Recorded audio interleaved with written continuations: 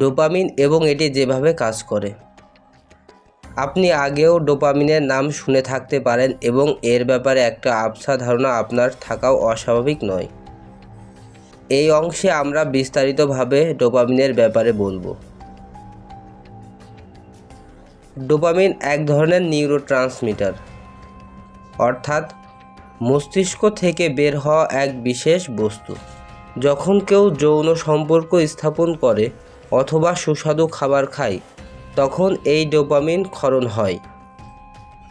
উত্তেজনাকর পুরস্কার পাওয়ার প্রত্যাশা ডোপামিনই তৈরি করে, আমাদেরকে কাজ করতে উদ্বুদ্ধ করে। এটাকে বলা যায় এক ধরনের শক্তি যেটা আমাদেরকে কাজ করায়। বলা যায় এটা একটা অতি দরকারি নিউরোট্রান্সমিটার যেটা আমাদেরকে টিকে থাকতে, আমাদের সন্তান উৎপাদনের ধারা বজায় রাখতে সহায়তা করে। খুব সম্ভবত আপনি যে আজ টিকে আছি সেটার একটা অন্যতম প্রধান কারণ ডোপামিন। অন্যদিকে অনেকে ধারণা করে ডোপামিন আসলে আনন্দদায়ী কোনো কেমিক্যাল নয়।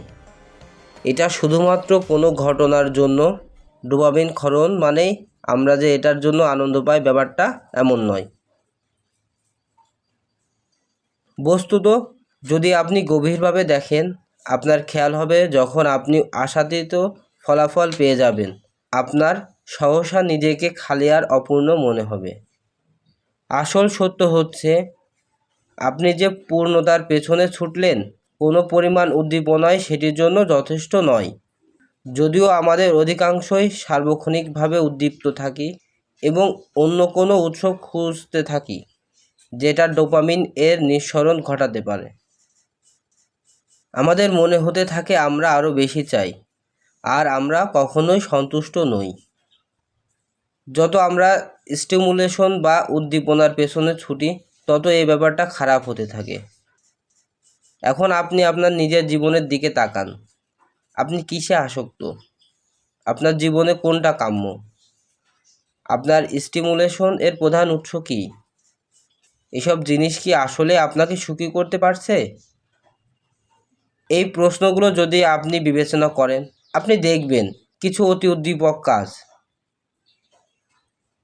ভিডিও গেম দেখা, সোশ্যাল মিডিয়ায় নিজেকে নিমজ্জিত রাখা অথবা ইমেইল দেখা আপনাকে আসক্ত করে রেখেছে।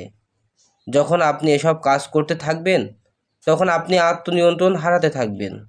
আপনি আরও বেশি উদ্দীপনা তথা স্টিমুলেশন চাইবেন।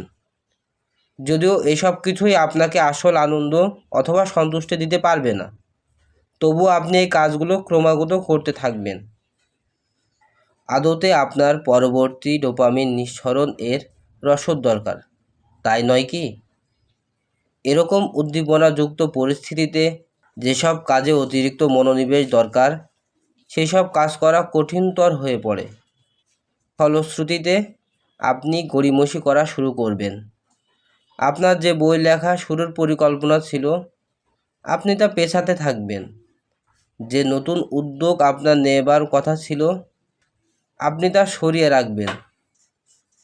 অথবা আপনার দায়িত্বপ্রাপ্ত আসল প্রজেক্ট আপনি পিছিয়ে দিবেন। মূল কথায়, বিবর্তন এর প্রেক্ষাপট বিবেচনা করলে নিজ প্রজাতির সংখ্যা বৃদ্ধি অথবা নিজের টিকে থাকার তাগিদে যেসব কাজ আপনাকে পুরস্কৃত হবার অনুভূতি দেবে, ডোপামিনের ভূমিকা আপনাকে সেসব কাজের জন্য প্রতিনিয়ত উৎসাহ দিয়ে যাওয়া। এটাই আসলে ডোপামিনের মূল কাজ। দুর্ভাগ্যবশত আজকের দুনিয়ায় এই পদ্ধতি ছিনতাই করা হয়েছে। ফলশ্রুতিতে অনেক অনিচ্ছাকৃত পরিস্থিতির সৃষ্টি হচ্ছে, যেসব নিয়ে আমরা পরবর্তী সেকশনে আলোচনা করব।